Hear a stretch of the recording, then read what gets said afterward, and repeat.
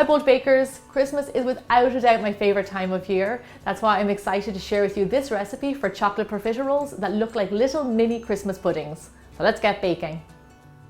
So we're going to start out in a heavy bottomed saucepan. I have here some water and I'm going to add that in, and then I'm going to follow that with some cold cubed butter.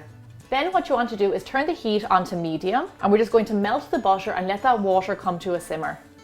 Okay, so our water has come to a simmer. In my hand here I have our dry ingredients, some flour, cocoa powder and sugar, and I have a whisk. And what I'm going to do is just add these into the pot and then whisk it really fast so there's no lumps. You need some vigorous whisking here. So once you can see that there's no lumps, we're going to take out our whisk and then get our wooden spoon. And then what you want to do is just we're going to cook this for around 2 to 3 minutes, and we're just cooking out the flour and drying out this batter a little bit. For those of you who have made choux pastry before, this is very traditional. The only difference is that we have some chocolate in here to give a little bit of extra flavour. Okay, so do you see how it is pulling away from the side of the pan? It's kind of balling up. This is what we're looking for. So now I'm just going to turn it off the heat and set it aside to cool down.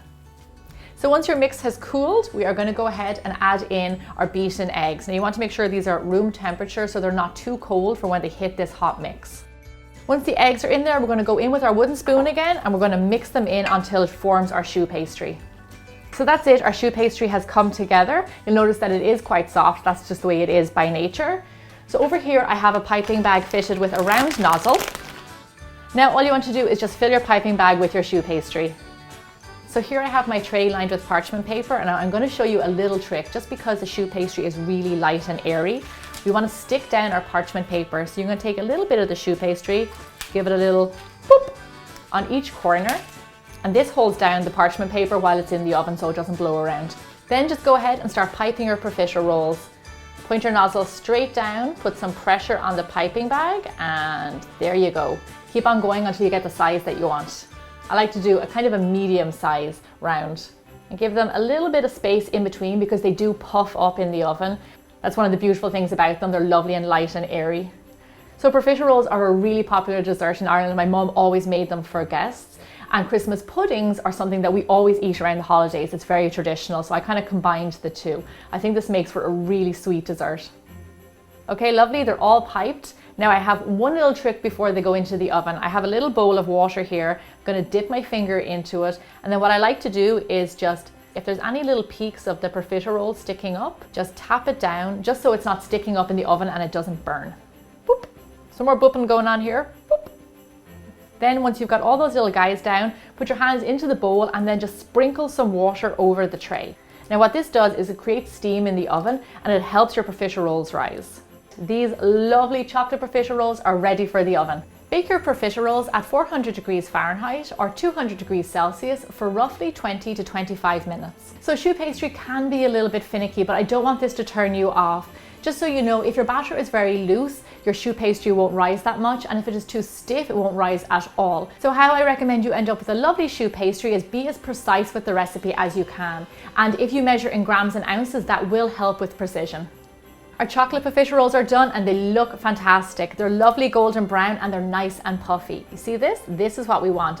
So my profiteroles are nice and cold. So our next step is to take our profiterole and a little knife, now be careful here, and then just stick it in the bottom and create a hole. And this is where we're going to pipe the cream into. Okay, these are all done. So now I'm going to get my piping bag full of cream and we're going to fill all of the profiteroles.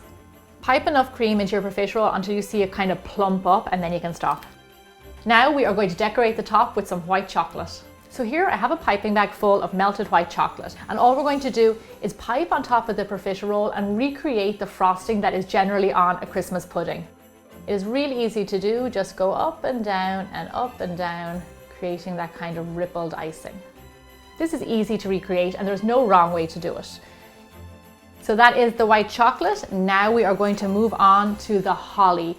Now for the holly, I have some buttercream frosting here that I colored green. You can also use royal icing, whatever you like. You can also buy in stores really lovely little holly leaves and they will work really well too. So my piping bag is fitted with a leaf nozzle and I am very gently going to create some leaves on the tops of my profiteroles. Now to top these off and make them all come together, I have some little red balls here and I am going to use these for the berries of the holly. So I'm just very carefully Going to drop in 3 on top of each profiterole. And that's it. Just look at how beautiful and festive they are with the little holly and the berries. These are absolutely adorable and perfect for Christmas. And this is my favorite part of the job, the taste tester. Oh my gosh, I love profiteroles. They remind me of growing up in Ireland. This is such a wonderful dessert. I really hope you enjoyed this video. If you haven't already done so, then tap that subscribe button, and I will see you back here every Monday and Thursday for more bigger, bolder baking.